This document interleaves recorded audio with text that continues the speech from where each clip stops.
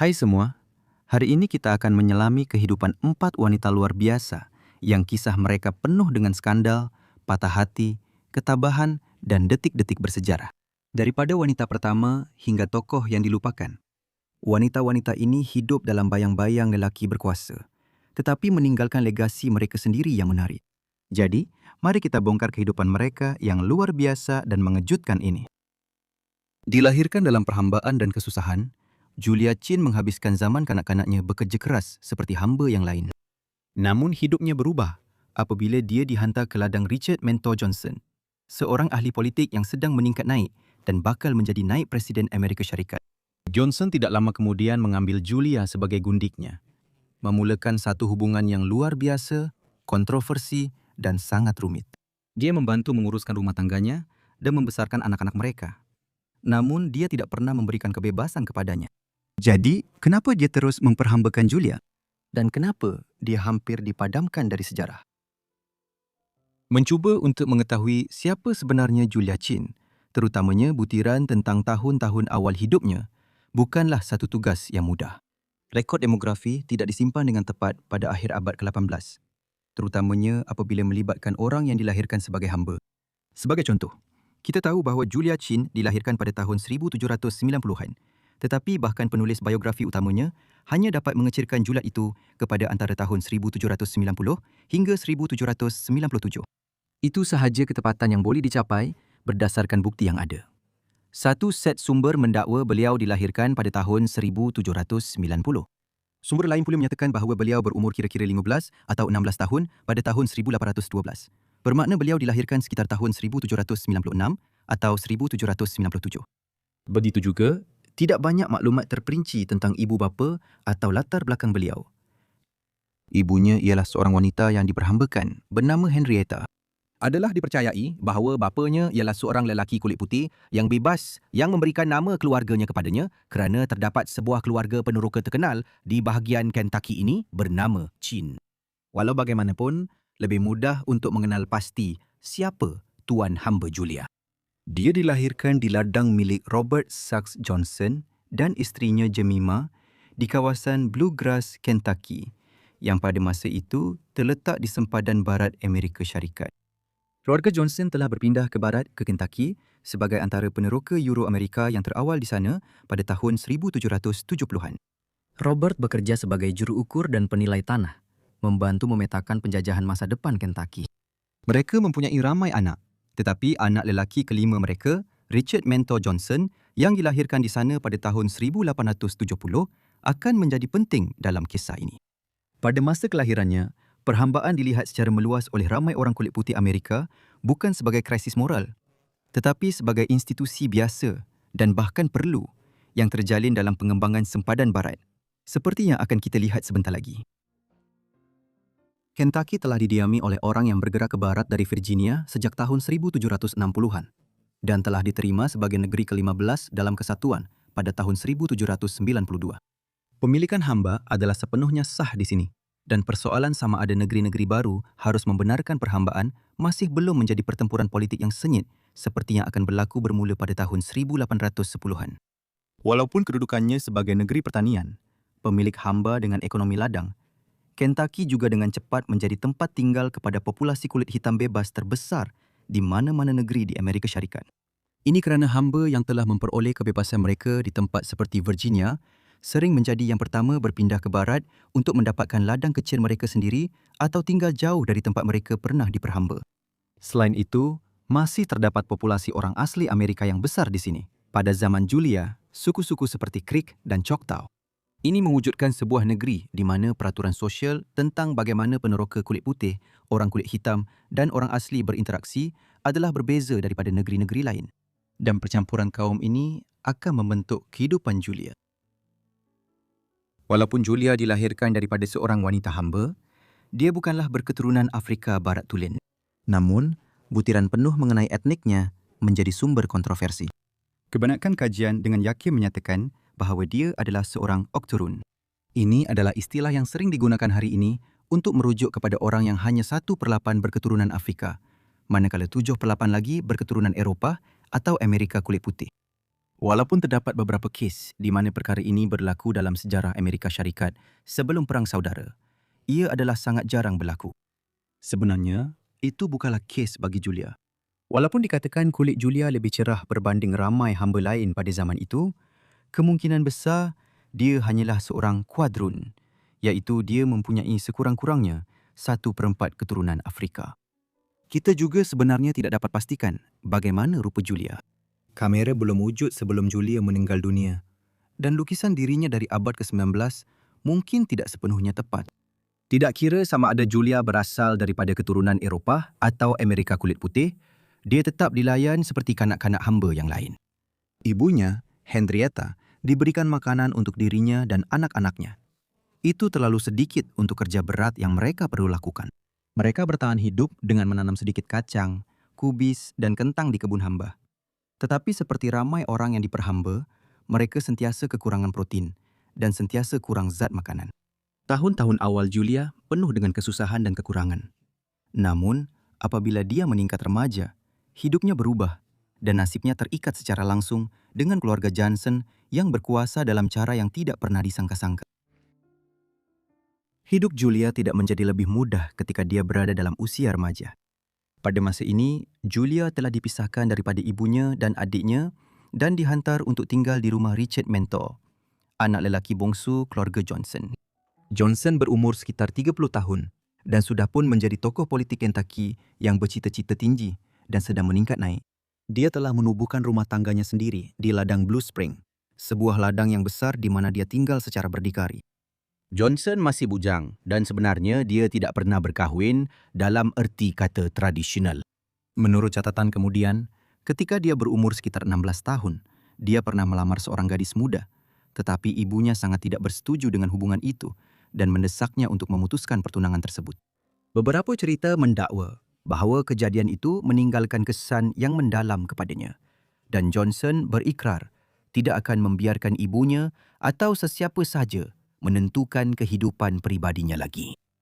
Sama ada ikrar itu benar-benar dibuat atau tidak, keputusan tersebut telah membentuk susunan kehidupan rumah tangga yang tidak konvensional, yang tidak lama kemudian muncul di ladang Blue Spring. Jadi apabila Julia dihantar ke sana, dia dengan cepat menjadi gundiknya. Seseorang agak keberatan untuk menggunakan istilah seperti mereka menjalinkan hubungan atau seumpamanya di sini, kerana jelas ini bukanlah satu susunan yang dipersetujui oleh Julia pada mulanya, walaupun sifat hubungan mereka menjadi lebih rumit dari masa ke masa. Selain itu, umur sebenar Julia pada masa semua ini berlaku tidak jelas. Jika dia dilahirkan sekitar tahun 1796 atau 1797, dia hanya berumur sekitar 14 tahun ketika dia dihantar untuk tinggal bersama Richard. Jika dia dilahirkan beberapa tahun lebih awal, iaitu sekitar tahun 1790, dia sudah pun memasuki usia 20-an. Apa yang lebih pasti diketahui ialah dia melahirkan seorang anak perempuan bernama Imogen pada tahun 1812. Seorang lagi anak perempuan bernama Adeline lahir tidak lama selepas itu. Tidak banyak keraguan bahawa Richard adalah bapa kepada kedua-dua gadis itu. Jelas sekali, hubungan antara Richard dan Julia sudah menjadi rumit pada ketika ini. Dia masih seorang hamba. Tetapi terdapat bukti bahawa Richard merujuk Julia sebagai isterinya dan dia dengan bebas memperkenalkan Imogen dan Adeline sebagai anak perempuannya apabila tetamu datang ke ladang Blue Spring. Mereka juga menggunakan nama keluarga Johnson. Akhirnya, dia mengatur supaya mereka diberikan tanah sendiri, sementara kebanyakan ahli sejarah mengklasifikasikan Richard dan Julia sebagai akhirnya berada dalam sejenis perkahwinan common law yang tidak rasmi di luar struktur undang-undang biasa. Richard Mentor Johnson kini dikenali terutamanya kerana berkhidmat sebagai naib Presiden Amerika Syarikat antara tahun 1837 dan 1841 ketika Martin Van Buren menjadi Presiden. Tetapi kejaya politiknya berlangsung selama 46 tahun. Beliau pertama kali dipilih ke Dewan Perwakilan Kentucky pada tahun 1804. 3 tahun kemudian, beliau pergi ke Washington DC untuk mewakili Kentucky di Kongres sebagai ahli Dewan Perwakilan Persekutuan. Beliau memegang jawatan itu sehingga tahun 1816 apabila beliau berjaya memenangi pilihan raya sebagai Senator AS dari Kentucky, diikuti dengan 8 tahun kembali ke Dewan mulai 1829 dan kemudian tempoh beliau sebagai naib presiden.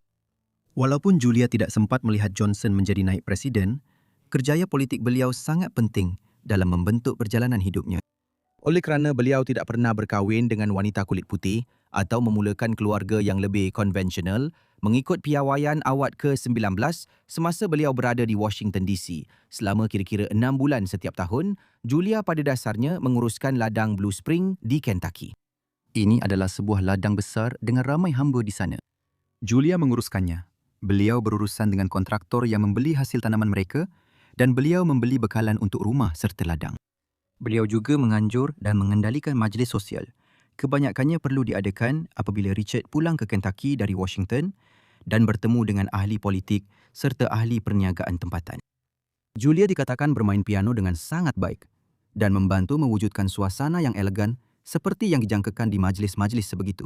Apabila Johnson berangkat semula setiap tahun ke Washington untuk meneruskan kerjaya politiknya, beliau malah meninggalkan Julia untuk menguruskan wang tunai yang dikeluarkannya terlebih dahulu.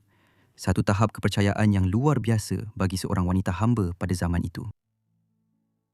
Salah satu elemen yang menonjol dalam kerja Julia sebagai pengurus ladang Blue Spring ialah penubuhan Akademi Choctaw di ladang tersebut. Ini adalah sebuah sekolah berasrama yang dibina di ladang tersebut untuk kanak-kanak lelaki orang asli Amerika. Ia beroperasi selama kira-kira 1 dekad di bawah pengurusan Julia. Dalam beberapa aspek, ini adalah lanjutan daripada usaha Julia dalam mendidik anak-anak perempuannya sendiri.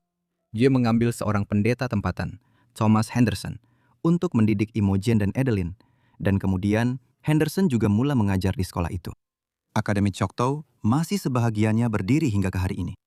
Di ladang Blue Spring di Kentucky, rangka bangunan itu masih berdiri di sebuah padang, walaupun semak dan pokok telah lama menembusi dinding, dan bumbungnya telah banyak runtuh, selepas lebih 1 abad diabaikan. Namun, bagi sesiapa yang tinggal di bahagian Kentucky ini, masih ada sebahagian kisah hidup Julia Chin yang masih kelihatan di sana untuk dilihat.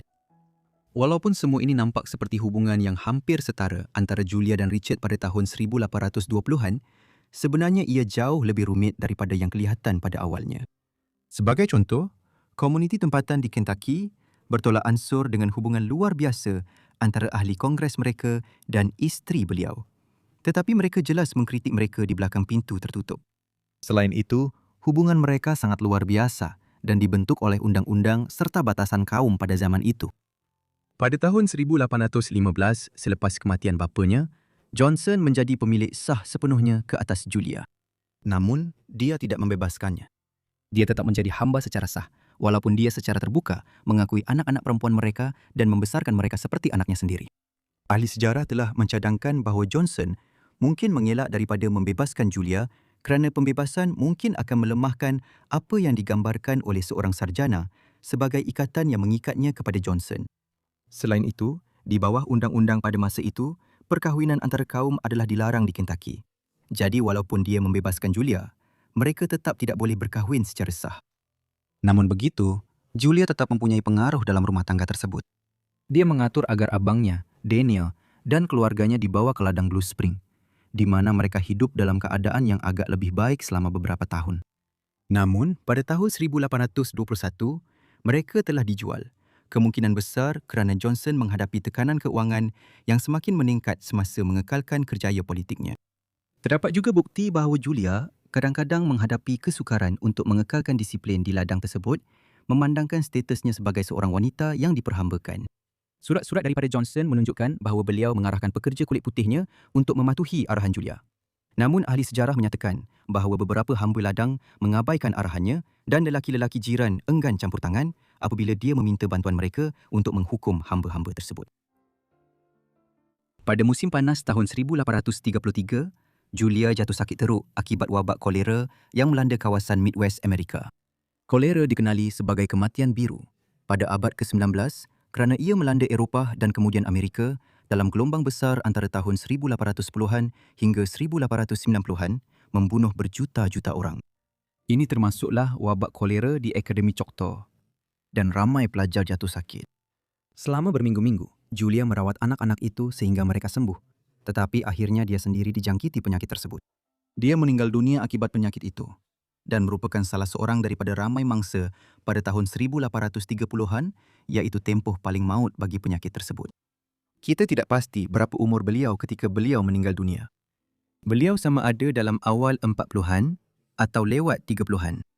Tempat pengebumian beliau juga tidak diketahui. Selepas kematian Julia, Richard dilaporkan sangat bersedih. Dalam tahun-tahun berikutnya, beliau menjalinkan hubungan dengan seorang lagi wanita hamba di ladang tersebut. Apabila wanita itu kemudian meninggalkannya untuk lelaki lain, Johnson telah menangkap dan menjualnya di Lilongan. Selepas itu, beliau memulakan hubungan yang serupa dengan saudara perempuan wanita tersebut, yang juga seorang hamba. Kisah Julia telah dilupakan selama berdekad-dekad. Sebenarnya, ia sepatutnya dipanggil sebagai satu penutup atau penyembunyian. Semasa pilihan raya presiden tahun 1836, terdapat banyak publisiti negatif mengenai kehidupan pribadi Richard dan hubungannya yang memalukan dengan seorang wanita hamba. Sebagai contoh, risalah diedarkan yang menyerang Richard Mentor Johnson kerana hubungannya dengan Julia Chin dan dua anak perempuan mereka. Dalam satu kartun dari tahun 1836, Johnson digambarkan bersama kedua-dua anak perempuannya. Salah seorang daripada mereka memegang potret Chin. Pelukis itu sengaja menggelapkan warna kulit Chin dan anak-anak perempuan itu untuk meningkatkan stigma perkauman dan memperlekehkan beliau secara terbuka. Namun begitu, walaupun terdapat kontroversi mengenai kehidupan pribadinya, Richard Mentor Johnson telah dipilih sebagai naib presiden bersama Martin Van Buren. Pada tahun 1850, Johnson masih aktif dalam bidang politik. Tetapi pada masa itu, kesihatan fizikal dan mental beliau sudah mula merosot. Beliau meninggal dunia akibat strok pada 19 November pada usia 70 tahun. Beliau dikebumikan di tanah perkuburan Frankfurt di Frankfurt. Anak-anak perempuannya dengan Julia telah diberikan ladang yang besar sebagai hantaran dan telah berkahwin dengan lelaki kulit putih. Namun, mereka tidak akan menerima apa-apa daripada wasiat beliau. Selepas kematiannya, dua orang abangnya yang masih hidup pada masa itu, John dan Henry Johnson, nampaknya telah memusnahkan dokumen dan rekod lain milik Richard. Kemungkinan terdapat dua motif di sini. Pertama, mereka mahu memadamkan semua ingatan tentang hubungan kontroversi Richard dan dua orang anak perempuan yang dia ada bersama Julia. Kedua, walaupun dia bukan seorang yang sangat kaya pada masa dia meninggal dunia, Richard telah meninggalkan harta pusaka yang cukup besar sehingga dua abangnya mahu memilikinya, berbanding ia diberikan kepada Imogen yang masih hidup pada tahun 1850. Mereka menemui seorang hakim yang sanggup membantu mereka untuk memastikan anak perempuan Richard yang berdarah campuran tidak mewarisi tanah miliknya. Mahkamah mengisytiharkan bahawa dia tidak meninggalkan balu, anak, bapa atau ibu yang masih hidup. Jadi, wasiat palsu itu dimasukkan ke dalam rekod rasmi. Dengan dokumen Richard dimusnahkan dan harta pusakanya telah diwariskan kepada adik-beradiknya serta keluarga mereka, kisah Julia Chin telah didiamkan sampai tahap tertentu. Itu berterusan sehinggalah lewat abad ke-20 apabila rujukan ringkas dibuat dalam penerbitan mengenai naib Presiden Amerika Syarikat dan isterinya yang diperhambakan. Rujukan-rujukan ini telah menimbulkan minat yang cukup dalam kalangan beberapa penyelidik pada tahun-tahun kebelakangan ini sehingga pelbagai kajian tentang kehidupan dan zamannya telah diterbitkan, termasuk sebuah biografi lengkap dalam bentuk buku oleh Amrita Chakraborty Myers. Oleh itu, kisah Julia Chin, isteri hamba kepada naib presiden, telah diangkat semula dari kegelapan. Walaupun sebahagian besar Blue Spring Farm telah lenyap, usaha oleh pemelihara tempatan untuk menstabilkan sebuah bangunan batu yang masih kekal di Choctaw Academy telah membantu memastikan sekurang-kurangnya sebahagian daripada tempat di mana beliau tinggal dan bekerja akan terus wujud. Dengan cara ini, ingatan terhadap Julia Chin yang dahulunya hampir dipadamkan dari sejarah terus ditemui semula dan diingati. Pada tahun 1859, Teresa Bajoli Sickles menjadi tumpuan salah satu skandal paling mengejutkan di Amerika. Dia telah menjalinkan hubungan sulit dengan Philip Barton Kiddis kedua. Dan apabila suaminya, Daniel Sickles, mengetahui perkara sebenar, dia menembak mati kekasih isterinya itu di siang hari. Philip merupakan seorang tokoh terkenal dan pembunuhannya secara terbuka telah mencetuskan perbicaraan sensasi yang memukau seluruh negara serta mengubah sejarah perundangan selama-lamanya. Teresa Bajoli dilahirkan di Bandaraya New York pada tahun 1836. Walaupun tarikh dan bulan tepat kelahirannya tidak diketahui. Bapanya ialah Giuseppe Antonio Bajoli, seorang komposer dan pengarah opera kelahiran Itali yang kaya raya. Beliau adalah ketua sebuah syarikat opera Itali yang melawat New York pada tahun 1832. Semasa beliau berada di sana, beliau bertemu dengan penulis libretto terkenal yang kemudian menjadi guru muzik, Lorenzo da Ponte. Apabila beliau mula bergaul lebih rapat dengan keluarga da Ponte, beliau mula mengenali Maria, yang mungkin merupakan anak angkat Lorenzo, walaupun ada sumber yang mendakwa bahawa dia adalah hasil daripada hubungan sulit di luar perkahwinan. Pada masa ini, Giuseppe berada dalam lingkungan usia pertengahan 30-an, manakala Maria baru sahaja remaja. Walaupun begitu, hubungan itu dibenarkan untuk diteruskan. Dan mereka kemungkinan besar berkahwin pada tahun 1834, ketika Maria baru berusia 15 tahun. Teresa dilahirkan 2 tahun kemudian. Teresa membesar dalam suasana kosmopolitan yang syarat dengan muzik, menghabiskan sebahagian besar masa mudanya di rumah datuknya, Lorenzo da Ponte, yang terkenal pernah bekerjasama dengan Wolfgang Amadeus Mozart beberapa dekad sebelumnya. Dikelilingi oleh para seniman, bahasa dan idea, dia digambarkan sebagai sangat bijak dan pada usia remaja, Teresa boleh bertutur dalam pelbagai bahasa dan bermain beberapa alat muzik dengan mudah. Tetapi dunia yang berbudaya dan dijaga rapi ini tidak akan melindunginya untuk tempoh yang lama. Kerana seperti yang akan kita lihat tidak lama lagi, dia akan menarik perhatian seorang lelaki yang namanya akan menjadikannya terkenal dengan cara yang tidak baik. Pada awal tahun 1850-an, ketika Teresa memasuki usia remajanya, dia sudah mula dikenali kerana kecantikannya yang menonjol dan pesonanya yang semakin berkembang. Kemudian pada tahun 1851, dia bertemu dengan Daniel Sickles. Tetapi ini sebenarnya bukan pertemuan pertama mereka. Daniel dilahirkan pada 20 Oktober 1819 dan merupakan anak kepada seorang peguam serta ahli politik tempatan di New York. Daniel juga telah menjadi seorang peguam, walaupun pada akhir 1830-an dan awal 1840-an, dia bekerja dalam industri penerbitan di bandar itu. Ini membawanya berhubung dengan tokoh budaya seperti Lorenzo da Ponte dan Antonio Bajoli, yang sebahagian anotasi muzik mereka pernah diterbitkan. Dia juga berkawan rapat dengan anak lelaki da Ponte, seorang profesor yang berpangkalan di New York. Walaupun dia berjaya kemudian, pada usia awal 20-an, ibu bapanya menganggap dia masih belum stabil dan memerlukan bimbingan. Dan dikatakan dia ditempatkan di rumah ilmuwan Lorenzo da Ponte, di mana dia mempelajari bahasa Perancis dan Itali. Dikatakan dia tinggal di sana selama kira-kira setahun pada akhir tahun 1830-an ketika usianya sekitar 20 tahun. 20 tahun dan Teresa masih bayi. Seperti yang disebutkan, mereka berjumpa semula beberapa tahun kemudian pada tahun 1851. Dan pada masa itu, Daniel telah memantapkan dirinya sebagai ahli politik tempatan di Dewan Perhimpunan New York. Daniel dengan cepat jatuh hati kepada Teresa yang masih muda dan tidak lama kemudian melamarnya. Tetapi walaupun dengan kedudukan sosialnya dan hubungan lama dengan keluarganya, keluarga Bajoli pada mulanya enggan memberikan persetujuan mereka. Tidak berputus asa, Daniel tetap meneruskan dan berkahwin dengan Teresa dalam satu majlis perkahwinan sivil pada 17 September 1852. Dan perkahwinan itu kemudiannya diiktiraf secara rasmi dalam majlis keagamaan selepas keluarganya memberikan persetujuan. Tidak begitu jelas berapakah sebenarnya perbezaan umur antara mereka. Daniel secara umumnya difahami telah dilahirkan pada tahun 1819, walaupun beliau kemudiannya mendakwa tahun 1825, mungkin untuk mengurangkan jurang umur yang ketara antara dirinya dan isterinya yang masih muda. Jika kita menerima tarikh yang lebih awal itu, Daniel hampir mencapai ulang tahun kelahirannya yang ke-33, manakala Teresa secara meluas dipercayai berumur sekitar 16 tahun ketika mereka berkahwin. Satu perkahwinan yang tidak lama kemudian menjadi skandal. Perkahwinan Daniel dan Teresa bermula dengan agak konvensional. Teresa melahirkan seorang anak perempuan yang mereka namakan Laura Buchanan pada akhir musim bunga tahun 1853. Sukar untuk menentukan sama ada mereka mengesyaki Teresa hamil ketika mereka berkahwin pada September sebelumnya atau tidak, walaupun kemungkinan besar mereka memang sudah merancang untuk berkahwin. Oleh itu, ia bukanlah perkahwinan tergesa-gesa, boleh dikatakan begitu.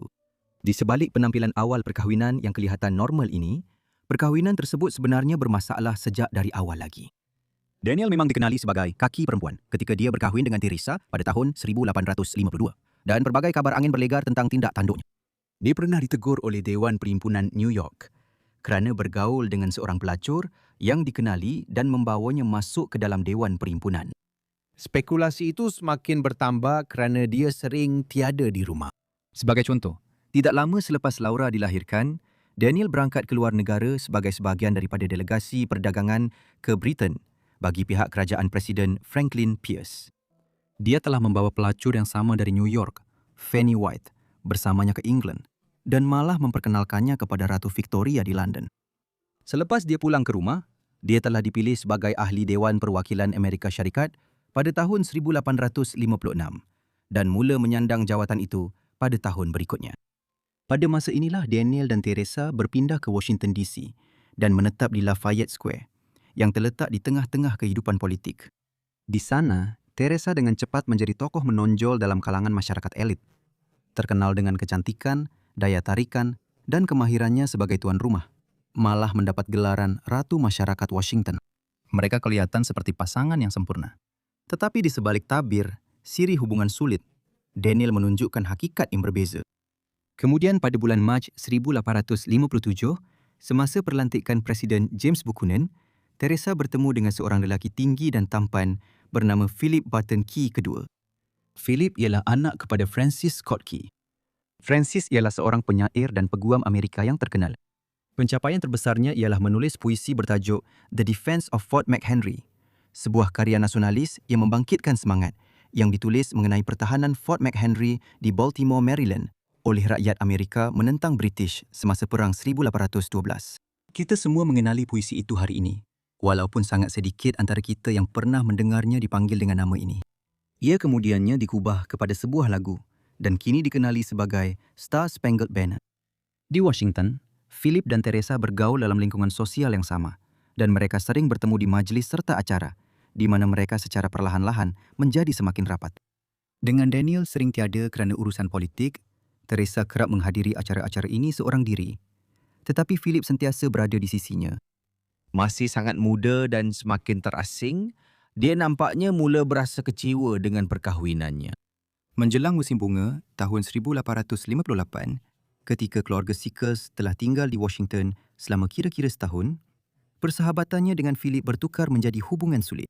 Philip ialah seorang tokoh terkenal di Washington yang berkhidmat sebagai peguam negara Amerika Serikat untuk daerah Columbia. Dia dilahirkan pada tahun 1818 dan 18 tahun lebih tua daripada Teresa yang ketika itu berumur sekitar 22 tahun.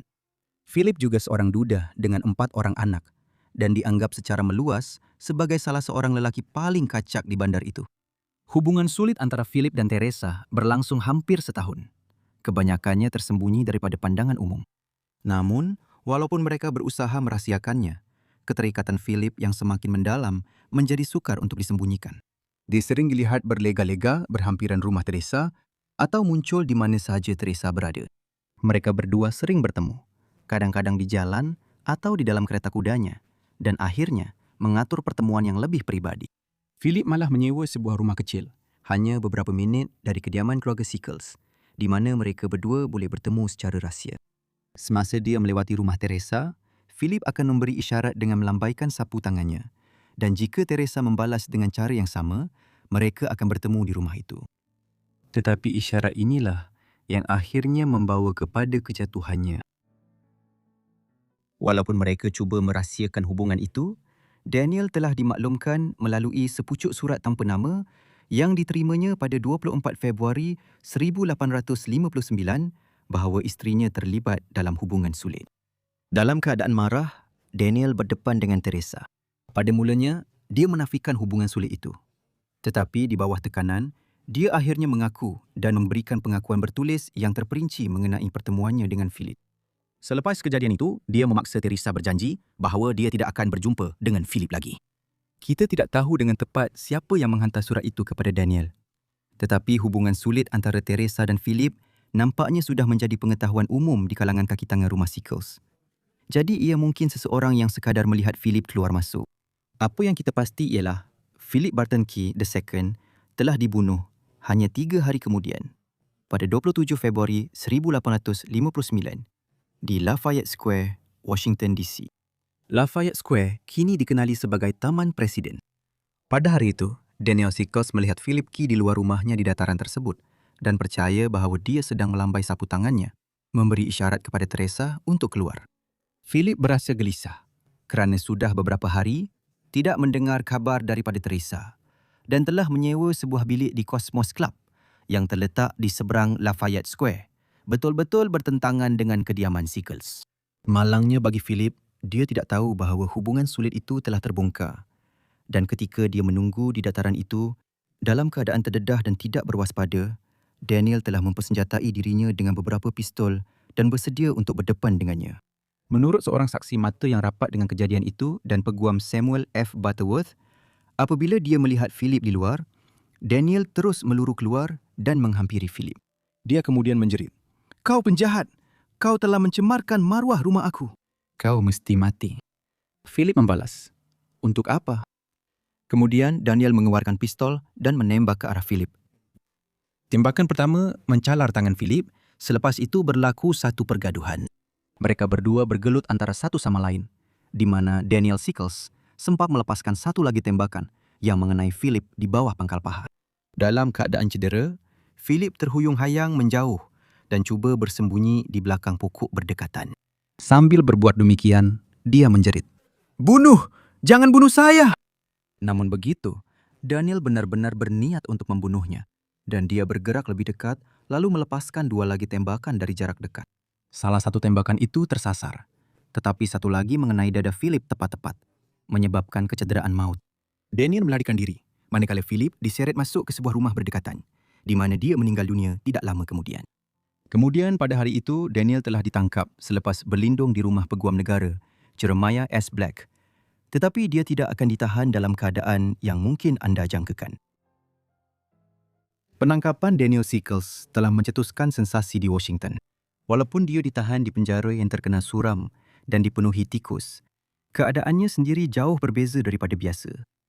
Dia diberikan kemudahan luar biasa, termasuk makanan dari rumah dan bilik yang dipanaskan, serta menerima kunjungan berterusan daripada keluarga hingga tokoh-tokoh terkenal dalam masyarakat Washington. Semasa dia berada dalam tahanan, akhbar-akhbar di seluruh negara mengambil kesempatan terhadap cerita itu, mendedahkan skandal tersebut dengan terperinci. Apabila perbicaraan bermula di mahkamah pada 4 April, orang ramai berpusu-pusu berkumpul di luar. Sickles adalah seorang lelaki yang cukup kaya pada penghujung tahun 1850-an dan dia telah mengupah satu pasukan peguam hebat yang terdiri daripada 8 orang untuk mewakilinya, diketuai oleh James Brady, seorang peguam dari New York yang terkenal kerana menakut-nakutkan saksi. Sebaliknya, pihak pendakwaan diketuai oleh Robert Ould, seorang peguam yang kurang berkemampuan. Sickles adalah seorang ahli politik yang popular dan semasa pemilihan juri, dianggarkan 72 daripada 75 individu yang dipertimbangkan untuk menjadi juri berkemungkinan boleh bersimpati kepada tertuduh. Apabila perbicaraan bermula, pihak pembela membentangkan kes mereka dengan cara yang luar biasa. Mereka mendakwa bahawa Sickles tidak boleh dipertanggungjawabkan atas tindakannya kerana dia berada di luar kewarasan buat sementara waktu akibat hubungan sulit Philip Key dengan isterinya. Seperti yang dikatakan oleh salah seorang peguam Daniel, John Graham, jika dia berada dalam keadaan marah yang meluap-luap, adakah kemarahan sebegitu keterlaluan bagi seorang lelaki yang melihat di hadapannya si penyesat tegar dan tidak berbelas kasihan yang telah merosakkan isterinya? Ketika hujah kegilaan sementara ini berkembang, satu situasi pelik berlaku, di mana Key yang telah dibunuh hampir menjadi orang yang diadili di mahkamah, manakala Sickles digambarkan sebagai mangsa. Pihak pembelaan cuba mengukuhkan kes mereka dengan mengemukakan pengakuan bertulis isterinya tentang hubungan sulit itu sebagai bukti, dengan harapan dapat lebih membenarkan tindakan Daniel. Pihak pendakwaan membantah dan dokumen itu akhirnya diputuskan tidak boleh diterima sebagai bukti. Tidak berputus asa, Sickles mengambil tindakan sendiri dengan membocorkan pengakuan itu kepada media, di mana ia diterbitkan sepenuhnya, mendedahkan kehidupan pribadi Teresa dan menambah kekecohan yang mengelilingi kes tersebut. Satu detik penting lagi berlaku apabila seorang doktor tampil di kandang saksi dan memberi keterangan bahawa keruntuhan psikologi Daniel akibat pendedahan tentang kecurangan Teresa begitu teruk sehingga beliau, doktor itu, bimbang Daniel tidak akan pernah pulih daripada kegilaan yang menyebabkan dia membunuh Philip Key. Teresa difitnah dan dicemuh dalam media setiap hari sepanjang perbicaraan berlangsung, dan dia mengelak daripada dilihat di khalayak ramai. Apabila perbincangan di mahkamah berakhir pada 26 April, hakim mengarahkan juri supaya mengambil kira bahawa 3 hari telah berlalu antara saat Daniel mengetahui tentang hubungan sulit Teresa pada 24 Februari dan ketika dia membunuh Philip pada 27 hari bulan. Dia jelas menekankan kelemahan dalam idea bahawa pembunuhan itu adalah jenayah akibat ledakan emosi.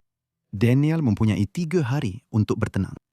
Fakta bahawa dia membunuh Philip pada penghujung 3 hari itu menunjukkan pembunuhan yang telah dirancang. Juri membuat keputusan yang berbeza. Selepas hanya 1 jam, juri kembali dan mengisytiharkan bahawa pembelaan tidak siuman sementara oleh Sickles adalah sah. Mereka mendapati dia tidak bersalah. Pada malam itu, Daniel mengadakan satu pesta besar di Washington, dihadiri oleh 1,500 orang untuk meraihkan pembebasannya. Kesan selepas perbicaraan itu mungkin sama peliknya dengan peristiwa-peristiwa yang membawa kepada dan semasa perbicaraan itu. Teresa dan Daniel sempat berjauhan seketika, tetapi mereka tidak bercerai. Teresa telah diserang hebat oleh media dan dipulaukan oleh golongan atasan di Pantai Timur, manakala Daniel kembali ke tempatnya di Kongres. Semua ini membuatkan seseorang tertanya-tanya, sama ada orang ramai benar-benar memahami siapa pembunuh sebenar itu. Akhirnya, pasangan itu telah berbaik semula sedikit sebanyak, satu keputusan yang menyebabkan kemarahan lebih hebat di akhbar-akhbar. Kemudian, kisah sensasi mereka menjadi berita semalam. Abraham Lincoln telah dipilih sebagai Presiden Amerika Syarikat pada November 1860. Carolina Selatan menjadi negeri pertama yang keluar dari kesatuan sebulan kemudian, dan Perang Saudara Amerika meletus pada April 1861 apabila negara gabungan Amerika mula cuba mengusir pasukan kesatuan dari selatan. Oleh itu, perbicaraan tahun 1859 hilang daripada kesedaran umum. Walau apapun, Daniel Sickles kini mempunyai peluang untuk memulihkan reputasinya. Dia menjadi seorang pegawai dalam Tentera Kesatuan dan bertempur di banyak pertempuran paling penting dalam peperangan itu. Pada awal Julai 1863, dia terlibat dalam pertempuran Gettysburg. Semasa pertempuran itu, kaki kanannya hancur akibat terkena peluru meriam. Kakinya telah dipotong dan dihantar ke Muzium Perubatan Tentera di Washington. Tulang-tulang itu masih dipamerkan di Muzium Kesihatan dan Perubatan Negara hingga ke hari ini. Perkahwinan Teresa tidak pernah sama selepas skandal itu dan beliau kebanyakannya menarik diri daripada kehidupan awam. Beliau menghabiskan sebahagian besar tahun-tahun terakhirnya di New York, di mana beliau meninggal dunia di Brooklyn pada 5 Februari 1867 akibat tuberkulosis. Beliau baru berumur 30 atau 31 tahun. Walaupun skandal yang berlaku beberapa tahun sebelum itu, pengebumian beliau di Greenwich Village dihadiri ramai orang kerana hubungan keluarganya. Pada tahun 1869, Daniel telah dilantik sebagai Menteri Amerika Syarikat ke Sepanyol dan terdapat beberapa kabar angin yang mendakwa bahawa beliau pernah menjalinkan hubungan sulit dengan Ratu Isabella II yang sedang dalam buangan. Di Madrid, beliau kemudian memulakan hubungan dengan seorang wanita Spanyol Perancis bernama Carmina dan mereka berkahwin pada tahun 1871. Pasangan itu dikurniakan 2 orang anak bersama. Selepas pulang ke tanah air pada tahun 1880, beliau memegang banyak jawatan di New York dan malah kembali ke Kongres untuk tempoh 2 tahun antara 1893 dan 1895. Pada masa ini, anak perempuannya bersama Teresa telah meninggal dunia. Kedua-duanya telah menjadi renggang dan Laura, yang merupakan seorang peminum arak, meninggal dunia pada tahun 1890 ketika berumur hanya 38 tahun. Daniel Sickles hidup lama, meninggal dunia pada usia 94 tahun pada tahun 1914. Dalam satu butiran terakhir yang bermakna, beliau kekal sebagai satu-satunya komanda kanan dari pertempuran Gettysburg tanpa patung. Satu ketiadaan yang mencerminkan bayang-bayang yang dilemparkan oleh skandal, perbicaraan dan pembunuhan yang membentuk legasinya. Pada tahun 1861, sebuah perang saudara telah memecah belahkan negara. Varina Davis mendapati dirinya secara tidak dijangka terpaksa memikul peranan sebagai wanita pertama konfederasi. Suaminya Jefferson kini menjadi Presiden negara baharu yang memisahkan diri itu. Namun di sebalik kedudukannya, terdapat kecurigaan dan tekanan. Kabar angin tentang keturunannya berlegar-legar. Pengkritik mempersoalkan kesetiaannya dan peperangan itu akan membawa kehilangan pribadi yang amat dahsyat. Jadi, apa yang akan terjadi kepadanya? Sertai saya untuk mengetahuinya. Varina Davis dilahirkan dan dibaptiskan sebagai Varina Howell pada 7 Mei 1826. Ibu bapaknya, William dan Margaret, tinggal di Natchez di negeri Mississippi. Tetapi beliau nampaknya dilahirkan di kawasan luar bandar Louisiana ketika ibu bapaknya sedang melawat beberapa saudara mara di negeri itu. Namun, beberapa sumber mendakwa Beliau dilahirkan di Mississippi. Varina dilahirkan dalam sebuah keluarga yang mewakili golongan elit awal Amerika. Di sebelah bapanya, cita-cita dan semangat khidmat awam berakar kuat, di mana datuk sebelah bapanya pernah menjadi Governor New Jersey pada tahun 1790-an. Dan bapanya sendiri mengangkat senjata menentang British semasa Perang 1812. Ibunya, Margaret Louisa Kemp, ialah anak kepada seorang peladang dan pemilik hamba yang kaya di Mississippi, seorang imigran Scots-Irish yang telah membina status dan kekayaan di selatan yang mendalam. Varina sendiri merupakan anak kedua daripada 11 orang adik-beradik. Namun dalam realiti keras abad ke-19, hanya 7 orang sahaja yang hidup hingga dewasa. Walaupun salah silah keluarganya berasal dari nenek moyang Eropah dari Kepulauan British, termasuk keturunan Welsh dan Scots-Irish. Sejak kelahirannya, ada yang berbisik bahawa Varina tidak kelihatan seperti yang dijangka.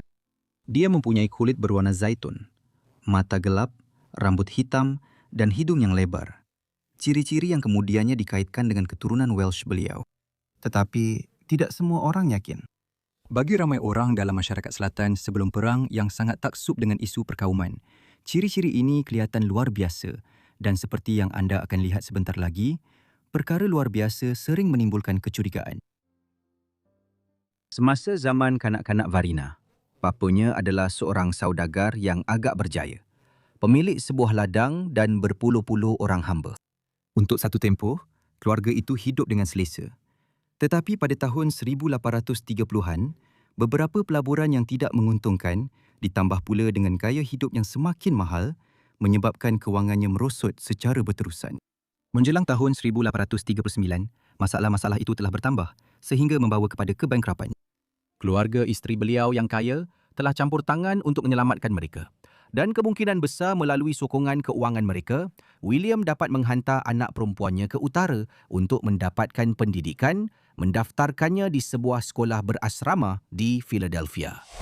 Di sana, beliau menerima pendidikan yang cemerlang dan bekerja tanpa jemu, sehingga apabila beliau pulang ke rumah, beliau mungkin merupakan salah seorang wanita yang paling luas pembacaannya dalam seluruh komuniti beliau. Pada akhir tahun 1843, ketika baru berusia 17 tahun, Varina bertemu dengan bakal suaminya di sebuah parti Christmas di Hurricane Plantation. Ini ialah Jefferson Davis. Dia 18 tahun lebih tua daripadanya dan merupakan seorang pemilik ladang yang kaya. Jefferson pernah berkahwin sekejap sebelum ini dengan Sarah Knox Taylor, tetapi dia telah meninggal dunia hanya beberapa bulan selepas perkahwinan mereka pada tahun 1835.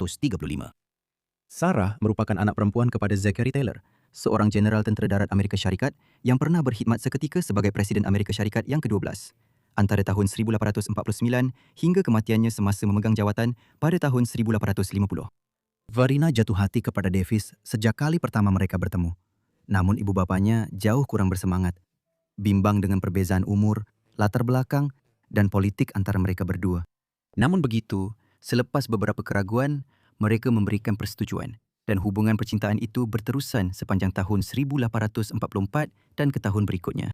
Davis kemudian melamar dan majlis perkahwinan dirancang sebagai satu acara sosial yang besar, namun rancangan itu kemudiannya dibatalkan. Apabila mereka berkahwin pada tahun 1845, majlis itu diadakan di rumah ibu bapa beliau dengan hanya sebilangan kecil saudara mara dan rakan-rakan Varina yang hadir. Namun anehnya, tiada seorang pun dari keluarga Davis yang hadir. Hanya selepas itu, Varina menyedari bahawa sikap suaminya terhadap Norma jantina adalah agak tradisional dan beliau mengharapkan Varina memainkan peranan sebagai isteri selatan yang konvensional walaupun dia berpendidikan. Beliau juga menyedari bahawa suaminya masih menyimpan perasaan kasih terhadap isteri pertamanya yang telah meninggal dunia. Selepas kematian isterinya pada tahun 1835, Davis telah meratapi kehilangan itu dengan mendalam dan menghabiskan sebahagian besar 8 tahun berikutnya mengasingkan diri daripada masyarakat, tidak mampu atau mungkin tidak mahu benar-benar melepaskan masa lalu. Varina kemudian mengakui bahawa kadang-kadang dia berasa seperti isteri pengganti dalam perkahwinan mereka. Malah bulan madu mereka yang singkat juga menjadi satu peringatan. Ia termasuk lawatan ke ibu tuanya, Jane Davis, dan singgah dengan penuh hiba di kubur wanita yang mendahuluinya. Pasangan pengantin baru itu kemudian menetap di Briarfield, ladang yang telah didirikan oleh Jefferson di atas tanah yang disediakan oleh abangnya yang lebih tua dan kaya, Joseph. Tidak lama kemudian, kakaknya yang telah menjadi balu dan miskin tiba bersama 7 orang anaknya untuk tinggal di situ. Satu keputusan yang dibuat tanpa berunding dengan Farina menyebabkan dia sangat tidak senang. Namun pada tahun 1846, Jefferson Davis telah dipilih sebagai ahli Dewan Perwakilan Amerika Syarikat dan Farina menemaninya ke Washington DC, sebuah bandar yang dengan cepat menjadi kesayangannya. Dia melibatkan diri sepenuhnya dalam kehidupan sosial di situ dan tidak lama kemudian menjadi salah seorang hos wanita paling popular dan termuda di bandar itu. Namun, tidak lama kemudian, Davis meletakkan jawatannya untuk berkhidmat dalam Perang Meksiko-Amerika dari tahun 1846 hingga 1848. Selepas konflik itu, dia kembali ke dunia politik dengan cita-cita yang diperbaharui. Namun, ketika pengaruhnya semakin meningkat, begitu juga ketegangan antara suami dan isteri, kerana pandangannya tentang politik bertentangan dengan pandangan Farina. Walaupun Farina mempunyai pandangan seperti orang utara mengenai perhambaan, Jefferson tidak begitu. Malah dia pernah membandingkan hamba dengan haiwan ternakan. Walaupun begitu, Farina mampu mendamaikan perbezaan pandangan mereka dalam fikirannya dan hubungan mereka tetap stabil. Farina suka akan wang dan kekayaan Jefferson yang semakin bertambah pada tahun 1850-an nampaknya meredakan banyak masalah dalam hubungan mereka. Dia berkhidmat selama bertahun-tahun sebagai senator untuk Mississippi dan pada tahun 1853, dia telah dilantik sebagai setiausaha perang dalam pentadbiran Presiden Franklin Pierce. Ini bermakna, walaupun rumah mereka berada di Mississippi, keluarga itu menghabiskan sebahagian besar kehidupan mereka antara tahun 1845 dan 1861 tinggal di Washington DC. Di sini Farina berasa lebih selesa, mendapati dunia politik dan sosial bandar itu lebih sesuai dengan pandangannya berbanding suasana Mississippi yang semakin tegang. Tetapi tragedi keluarga sedang menanti di hadapan. Antara tahun 1852 dan 1864, Farina dan Jefferson mempunyai 6 orang anak, 4 lelaki dan 2 perempuan. Tragisnya kebanyakan daripada mereka hanya hidup sekejap sahaja. Pada tahun 1854, keluarga Davis sangat terkesan apabila anak pertama mereka, Samuel, meninggal dunia sebelum mencapai usia 2 tahun. Kerana terlalu sedih, Farina menarik diri daripada kehidupan sosial untuk suatu ketika. Tahun berikutnya, lahirlah anak perempuan mereka, Margaret. Satu-satunya anak mereka yang membesar, berkahwin dan mempunyai keluarga sendiri. Anak ketiga, Jefferson Junior hidup hingga dewasa, tetapi meninggal dunia pada usia 21 tahun pada tahun 1878 semasa wabak demam kuning di lembah Sungai Mississippi. 2 lagi anak lelaki menyusul. Joseph lahir pada tahun 1859 dan William lahir pada tahun 1861. Kedua-duanya meninggal dunia semasa kanak-kanak.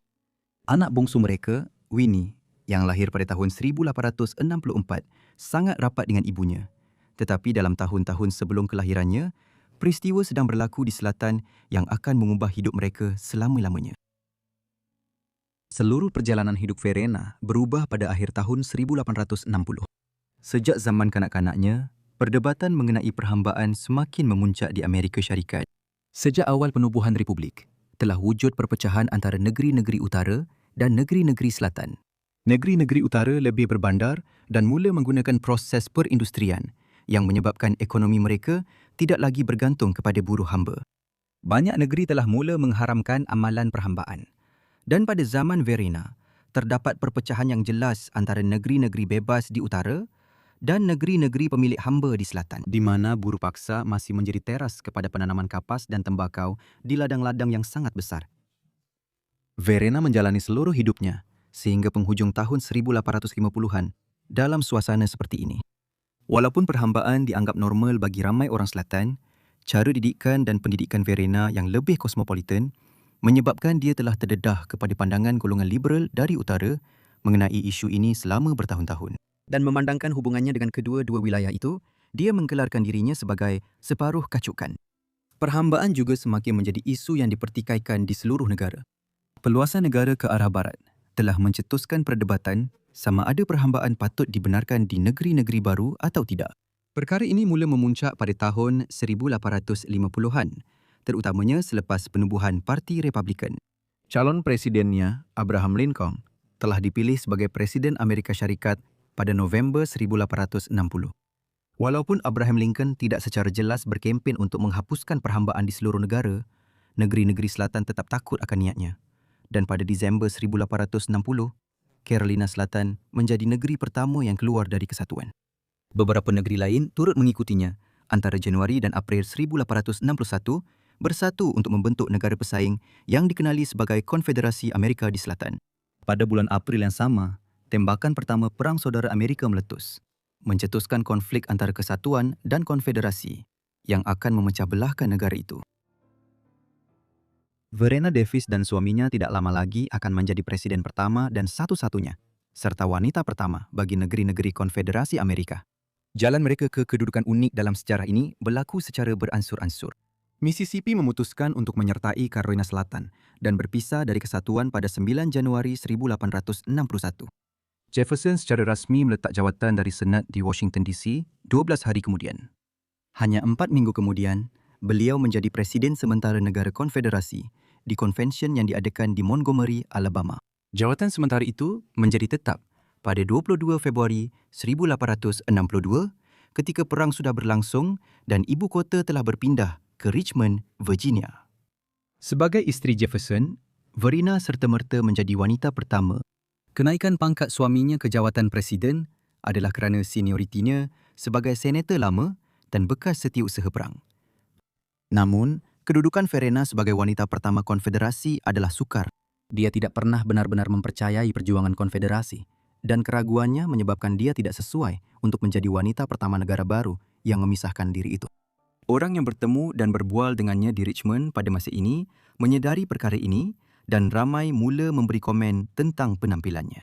Dalam media yang semakin kejam dan secara terbuka bersifat perkauman, bisikan tentang warna kulitnya diperbesar-besarkan menjadi penghinaan. Akhbar-akhbar menumpukan perhatian kepada kulitnya yang kekuningan dan ciri-ciri gelapnya, mencadangkan bahawa dia mungkin berdarah sebahagian orang asli Amerika atau Afrika Amerika. Ada pula yang pergi lebih jauh lagi. Pengkritik yang bermusuhan dan ingin menyakiti dia serta suaminya menggambarkan dia dengan bahasa yang bertujuan untuk mengejutkan, memanggilnya sebagai mulatto atau orang India. Kata-kata hinaan yang sengaja digunakan untuk membangkitkan kebimbangan perkauman dalam masyarakat yang taksub dengan keturunan dan kesucian. Lebih memburukkan keadaan, kehidupan keluarga Davis juga tegang. Verena sering mengandung sepanjang tahun-tahun ini, dan anak lelaki mereka, Joseph, meninggal dunia pada April 1864 selepas terjatuh teruk sejurus selepas ulang tahun kelimanya. Beberapa bulan kemudian, Verena melahirkan Winnie. Anak itu kemudiannya dikenali sebagai Puteri Konfederasi, dan imej serta kisahnya tersebar di seluruh selatan sepanjang tahun terakhir perang dalam usaha untuk menaikkan semangat. Jadi, Verena menghabiskan tahun-tahun perang dalam keadaan mengandung, bersedih, dikritik dan dipaksa menjadi salah seorang juru cakap wanita paling terkenal untuk satu perjuangan yang sebenarnya dia sendiri tidak benar-benar percayai.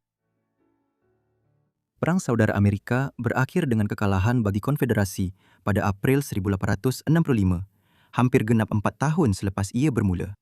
Sementara Jeneral Utama Konfederasi, Robert E. Lee, mengatur penyerahan diri. Jefferson, Verena, keluarga mereka dan para penyokong melarikan diri ke selatan dari Richmond.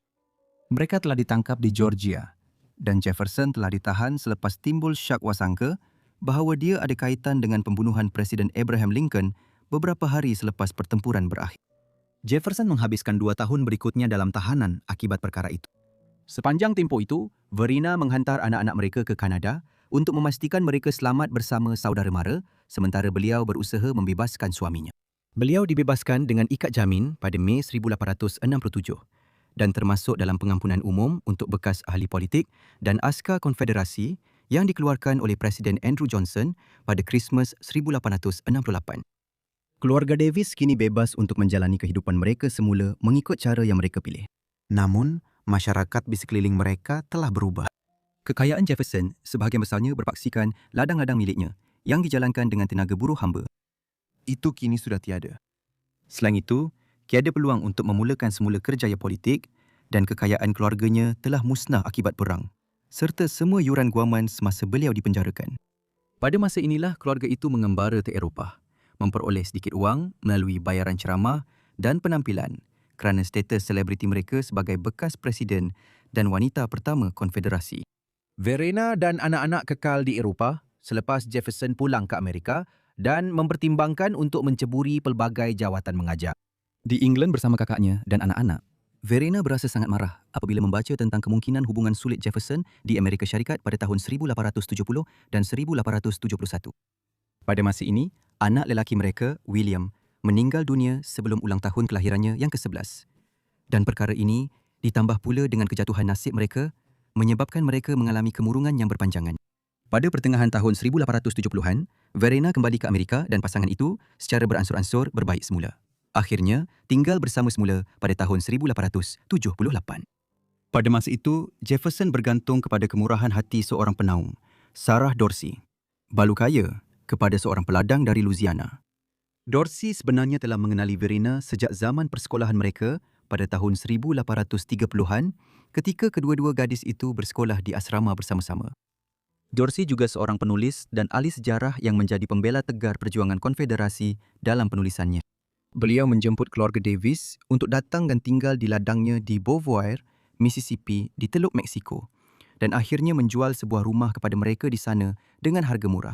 Apabila Sarah meninggal dunia pada tahun 1879, beliau meninggalkan sejumlah wang yang besar kepada Jefferson yang sebahagian besarnya meringankan masalah keuangan mereka sepanjang hayat Jefferson. Beliau meninggal dunia dalam wabak demam kuning yang besar di seluruh negeri-negeri selatan pada tahun 1889 pada usia 81 tahun. Selepas kematian suaminya, Verena berpindah untuk tinggal di bandaraya New York, satu tindakan yang dianggap kontroversi pada masa itu. Beliau mempunyai pertalian dengan tokoh media Joseph Pulitzer dan beliau memberinya pekerjaan menulis untuk New York World pada tahun 1891. Anaknya Winnie turut pergi bersamanya.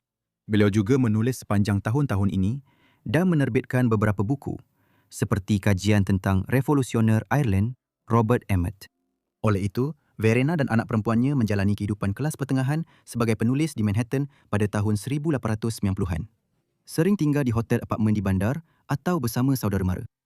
Kadang-kadang, Verena dikritik dalam akhbar selatan kerana keputusannya untuk berpindah ke utara dan menulis untuk akhbar Yankee di bandaraya New York. Dia membalas kritikan ini dengan menyatakan bahawa perang dan kematian suaminya menyebabkan dia terpaksa bekerja untuk menyara dirinya sendiri.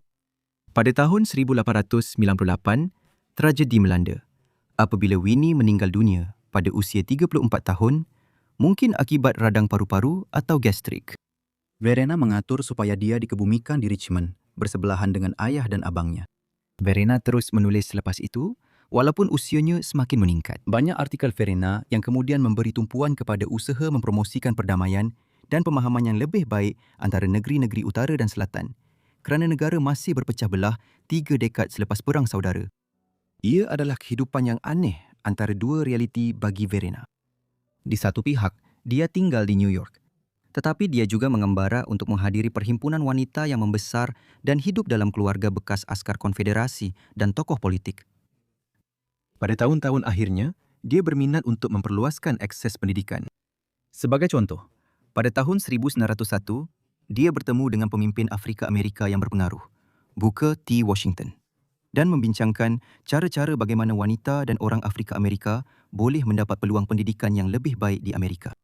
Pada tahun-tahun terakhirnya, dia gemar bersiar-siar setiap hari di Central Park dan pergi menonton teater. Akhirnya, dia hidup sehingga usia 80 tahun, meninggal dunia akibat radang paru-paru di apartmennya di Midtown Manhattan pada 16 Oktober 1906. Dia meninggalkan seorang anak perempuan, Margaret Davis Hayes, serta beberapa cucu dan cicit. Sehingga hari ini, ramai yang melihat gambar-gambarnya dan membuat spekulasi tentang keturunannya. Dengan setengah orang percaya, dia pasti mempunyai warisan Afrika atau orang asli Amerika berdasarkan rupanya. Ada juga yang menunjukkan fakta bahawa dia pernah memanggil dirinya sebagai half-breed untuk menyokong perkara ini. Namun, penyelidikan salah-silah dan kerja ahli sejarah moden tidak menemui sebarang bukti yang boleh dipercayai untuk menyokong perkara ini. Salah-silah keluarganya yang didokumenkan menelusuri kembali kepada nenek moyang Eropah. Jadi kita hanya boleh membuat spekulasi sahaja. Verena Howard Davis telah diberi penghormatan dengan perarakan pengebumian melalui jalan-jalan di bandaraya New York dan kemudiannya dikebumikan di Richmond, bermakna satu-satunya wanita pertama konfederasi telah dikebumikan di ibu kota sementaranya. Batu nisannya hanya tertulis, bersemadi dengan aman. Mary Lincoln ialah isteri kepada Presiden Amerika yang terkenal, Abraham Lincoln. Beliau adalah wanita pertama cukup kaya dan mempunyai keluarga yang baik. Tetapi pada tahun 1875, anaknya sendiri telah menghantarnya ke hospital sakit jiwa. Jadi, apa yang telah berlaku kepada beliau? Adakah beliau benar-benar gila? Dan kenapa anak lelaki beliau melakukan perkara ini? Untuk menjawab soalan-soalan ini, kita perlu kembali ke awal abad ke-19 terlebih dahulu. Wanita yang kini dikenali terutamanya sebagai isteri Abraham Lincoln, dilahirkan sebagai Mary Ann Todd pada 13 Disember pada tahun 1818 di bandar Lexington di Kentucky. Ayahnya ialah Robert Smith Todd, seorang lelaki yang nenek moyangnya telah memainkan peranan penting dalam Perang Revolusi Amerika. Robert telah dilatih sebagai seorang peguam semasa mudanya, tetapi tidak pernah menceburi amalan guaman persendirian. Sebaliknya memulakan pelbagai usaha perniagaan di Kentucky yang ketika itu merupakan kawasan sempadan Amerika. Dia juga telah berjuang dalam Perang 1812 menentang British. Dan pada waktu inilah dia berkahwin dengan Elizabeth Todd, Ibu Mary. Namun, Ibu Mary telah meninggal dunia akibat komplikasi semasa melahirkan anak ketika Mary baru berusia 6 tahun. Pada tahun berikutnya, Robert berkahwin semula, kali ini dengan Elizabeth Humphreys. Perkahwinan kedua ini menghasilkan 9 orang anak, jadi keluarga Todd merupakan sebuah keluarga yang besar. Namun begitu, mereka mempunyai kemampuan keuangan untuk hidup selesa dengan keluarga mereka tinggal di sebuah kediaman besar yang mempunyai 14 bilik di tengah-tengah Lexington. Mary juga diberikan pendidikan yang baik pada zamannya, dengan penekanan kepada bahasa, klasik, tarian, muzik, dan etika sosial. Namun begitu, dalam aspek lain, zaman mudanya agak sukar, dengan hubungannya bersama ibu tirinya yang tegang, dan juga kerana dia dikelilingi oleh ramai adik-beradik tiri. Kentucky ialah sebuah negeri yang memiliki hamba, dan keluarga Todd juga tidak terkecuali dalam hal ini. Pada satu ketika, mereka memperhambakan lebih daripada 12 orang. Kebanyakannya adalah pekerja rumah tangga dalam pelbagai peranan. Kedudukan mereka dalam hal ini mencerminkan konflik yang sedang dicipta oleh perhambaan secara keseluruhan di seluruh negara. Akhirnya, keluarga Todd kebanyakannya meninggalkan perhambaan, tetapi mereka tinggal di kawasan sempadan di mana isu ini sangat kontroversi.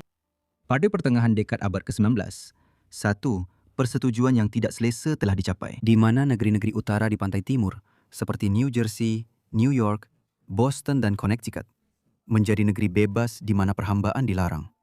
Manakala negeri-negeri selatan di pantai timur, seperti Virginia, Carolina dan Georgia, terus membina ekonomi dan masyarakat mereka berasaskan perhambaan.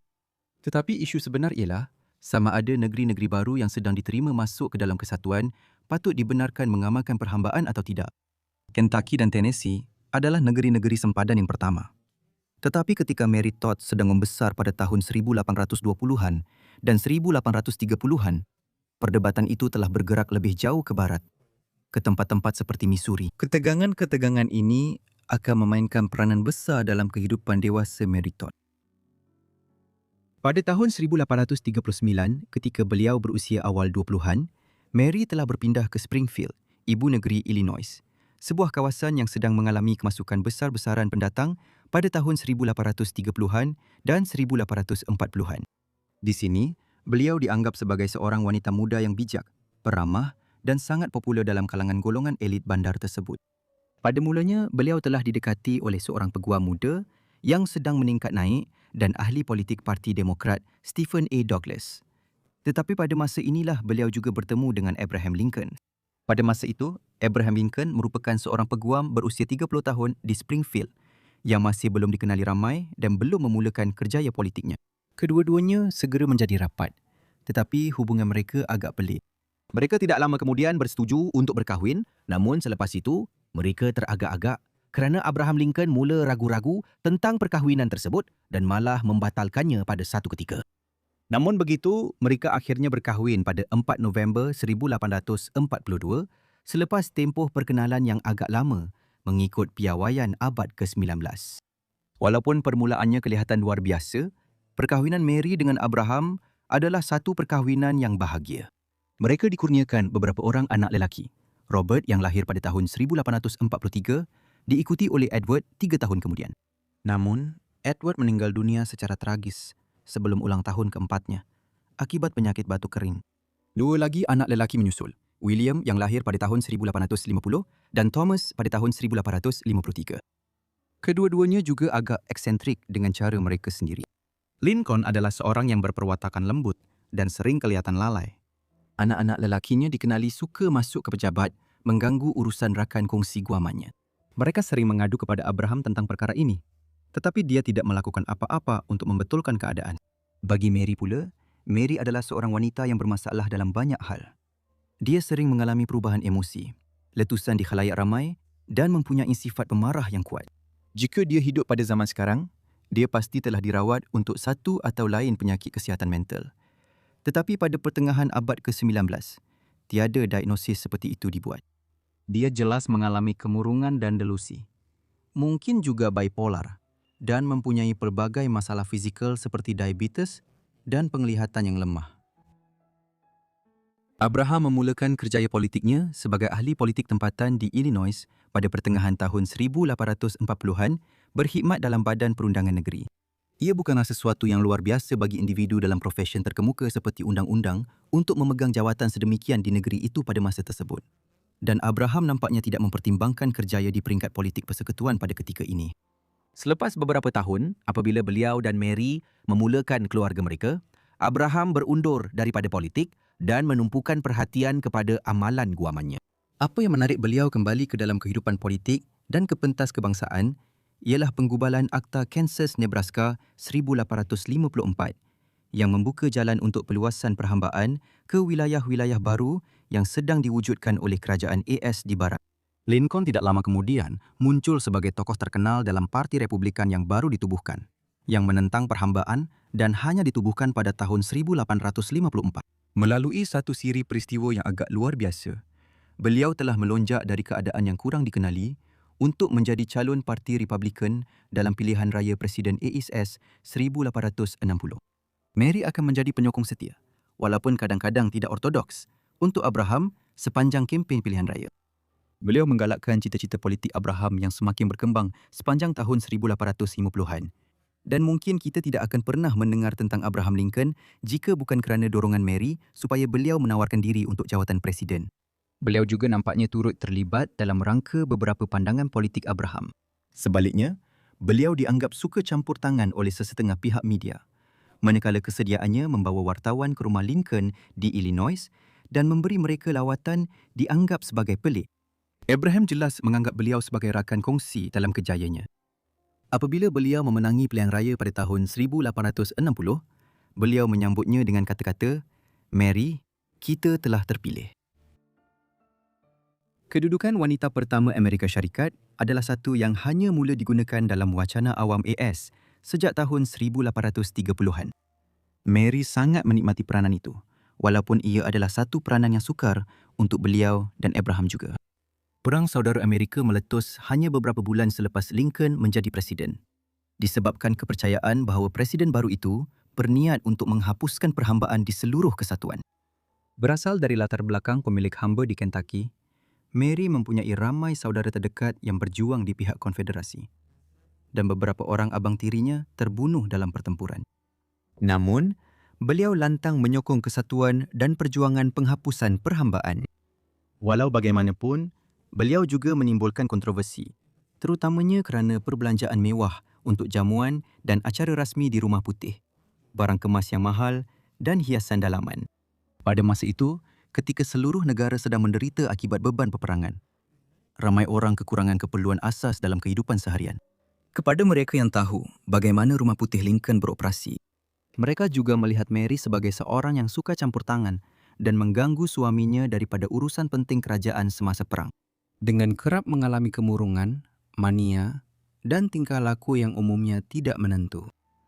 Keadaan mentalnya menjadi sangat teruk pada tahun 1862 selepas dia menerima berita bahawa anak lelakinya, William atau Willie, telah meninggal dunia akibat demam kepialu. Dia sangat tertekan sehingga terpaksa berbaring di atas katil selama kira-kira 3 minggu, tidak menghadiri pengebumian dan dijaga oleh seorang jururawat selama berbulan-bulan.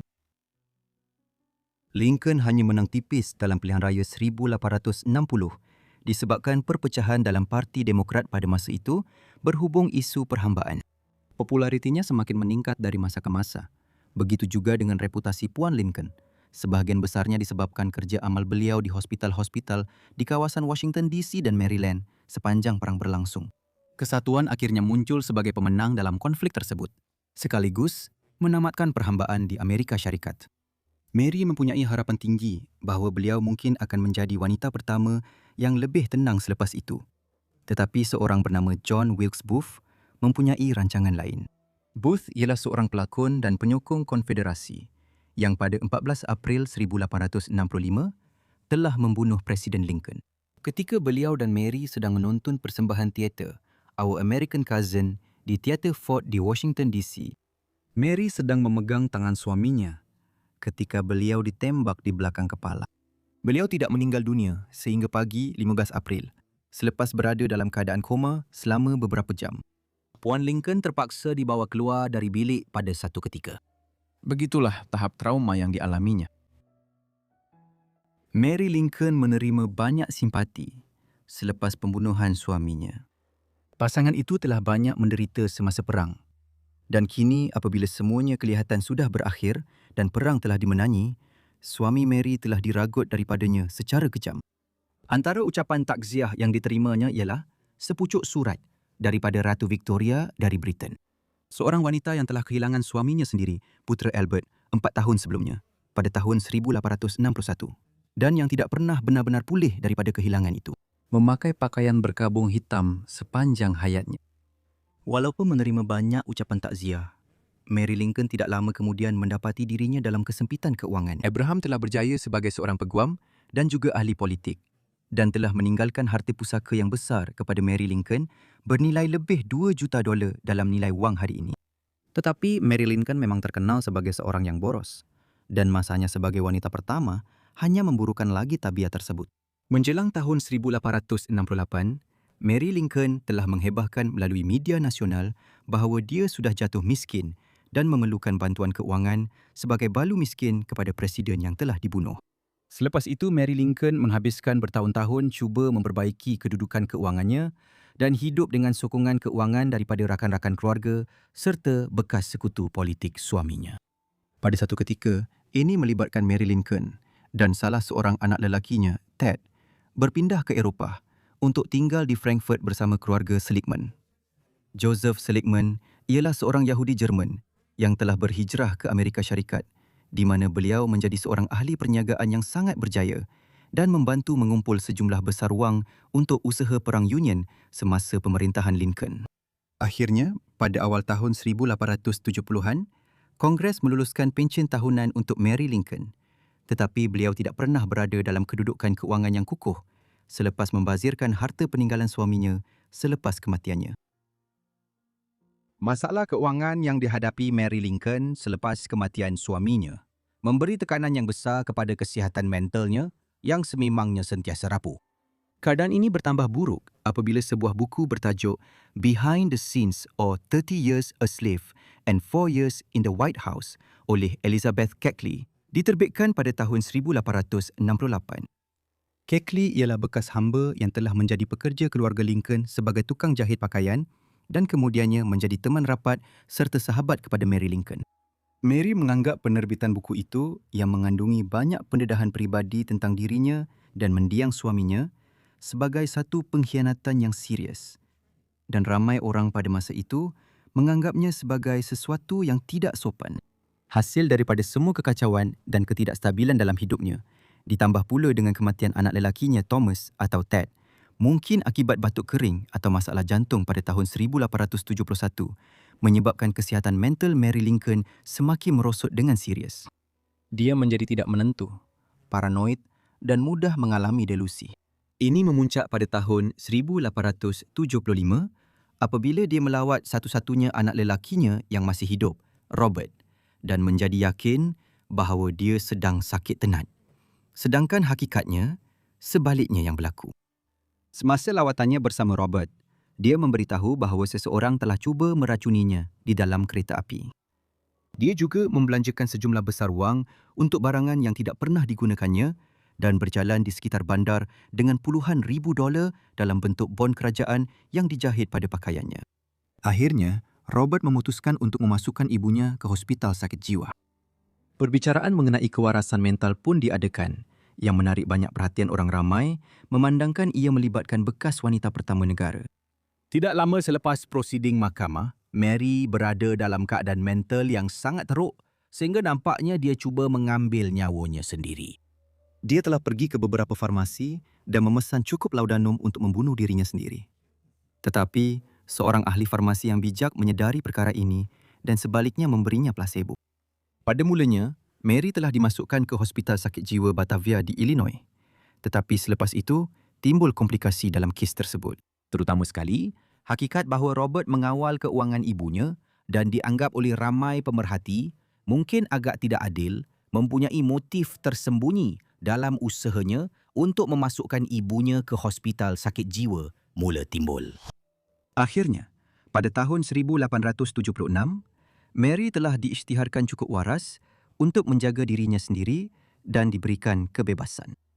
Ia sememangnya merupakan peristiwa yang tidak menyenangkan dalam hidupnya, dan walaupun watak Robert dipersoalkan pada masa itu, tidak banyak keraguan bahawa keadaan psikologi Mary Lincoln tidak baik pada tahun 1870-an. Mary kembali ke Eropah selepas kes kegilaan itu dan menghabiskan beberapa tahun mengembara di Perancis dan tempat-tempat lain. Kesihatannya semakin merosot sepanjang tahun-tahun ini, satu perkembangan yang sebahagian besarnya disebabkan oleh beberapa kali dia terjatuh semasa pengembaraannya. Menjelang awal tahun 1880-an ketika itu, usianya masih awal 60-an, dia telah kembali ke Amerika dan semakin banyak menghabiskan masa di rumah kakaknya di Springfield, Illinois. Dia meninggal dunia di sana pada 16 Julai 1882 selepas mengalami satu lagi jatuh yang dengan cepat menyebabkan koma dan serangan jantung. Dia berumur 63 tahun. Salah satu perkara yang menghiburkan di sebalik kesusahan hidupnya di akhir hayat ialah dia dan Robert sempat berbaik semula sejurus sebelum kematiannya. Mary secara umumnya dinilai sebagai seorang wanita pertama yang sangat biasa atau bahkan kurang baik oleh para sejarawan kerana pelbagai kesukarannya telah mengganggu suaminya daripada melaksanakan tugas rasmi pada waktu krisis negara. Namun, kebelakangan ini, gambaran yang lebih bersimpati terhadap dirinya telah muncul, terutamanya selepas wataknya dilakonkan oleh Sally Field dalam filem Lincoln arahan Steven Spielberg. Terima kasih banyak kepada semua kerana menonton video ini mengenai wanita-wanita dan isteri-isteri dari sejarah. Saya harap anda mendapati ia menarik. Beritahu saya pendapat anda tentang kehidupan mereka di ruangan komen di bawah. Dan jika anda berjaya menonton hingga ke penghujung, terima kasih banyak kerana menonton kompilasi ini sepenuhnya. Jika anda mahu lebih banyak kompilasi mengenai isteri-isteri, atau jika anda hanya mahu lebih banyak video secara umum tentang isteri-isteri lelaki terkenal, beritahu saya juga di ruangan komen di bawah. Saya harap anda semua sudah melanggan dan menghidupkan notifikasi supaya anda dapat semua video saya sebaik sahaja saya memuat naiknya. Apa-apa pun, itu sahaja daripada saya. Jadi, saya akan jumpa anda semua dalam video Forgotten Lives yang seterusnya. Terima kasih.